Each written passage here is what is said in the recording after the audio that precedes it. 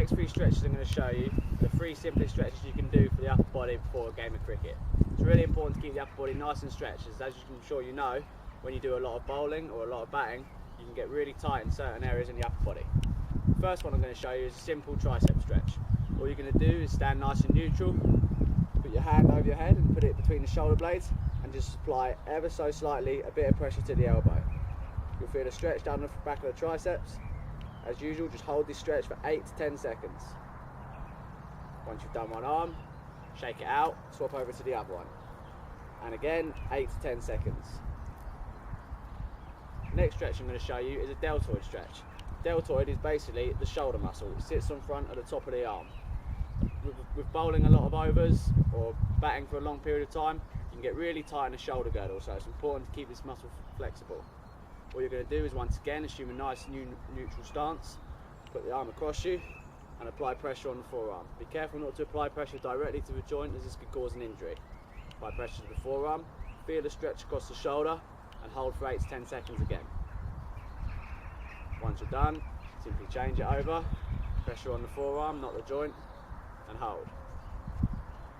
The last stretch I'm going to show you is a chest stretch. Chest, or the pectorals, are obviously the muscles on the front here. They get really tight, especially for bowlers, involve a lot of this action here, which can cause them to get tight over time. What we're going to do to stretch them out, got our arms behind our back, and simply rotate the elbows out, and feel the stretch across the front of the chest. You can hold this one for 10 to 12 seconds, or maybe even longer if you're particularly tight in that area. This is a great one to do before you might start a spell of bowling, when you're in the field perhaps. The first stretch I'm going to show you is a hip flexor stretch.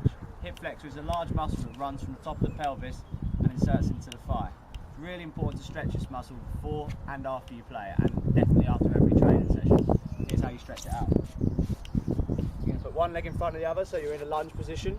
From there, you're just going to place all that weight on the front leg, take a nice lean back, and get the stretch here. You're going to hold this position for 8 to 10 seconds. If you want to make the stretch slightly more intense, put your arms up in the air and take a nice deep breath, always looking to keep the back as straight as you can. From there, swap legs, do the other one, and you can move on to your next stretch. Next stretch is a quadricep stretch.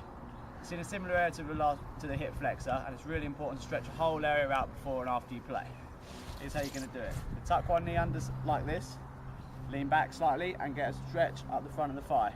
It's important not to stretch too aggressively in this position, as you might strain something. Hold the stretch, as with most of the stretches we're going to do, for 8 to 10 seconds. From there, swap round to the other one. Next stretch I'm going to show you is a stretch for the abdominals and lower back. As we've discussed a lot about core stability, it's really important to keep the abs and the lower back nice and flexible. You don't want them getting tight, as it may cause you pain when you're playing or after you're playing. What you're going to do is assume this position, drop the knees down, drop the hips down, and hold here. You'll feel an intense stretch up the front of the abdominals. You want to hold this for 10 to 12 seconds, or possibly even longer if you feel tight in that area. The last stretch I'm going to show you is just a further stretch for the lower back. It's really important to keep the lower back stretched in a couple of different positions, because bowlers, especially fast bowlers, get a lot of lower back injuries, and a lot of that is due to tightness in certain muscle groups, and it's important to keep it nice and loose. You're going to start in this position here, raise the knees up, keep the hands out to the side, and just roll the knees over. You can sit in this position here for 8 to 10 seconds, before rolling over to the other side, moving the head accordingly from each side to the other,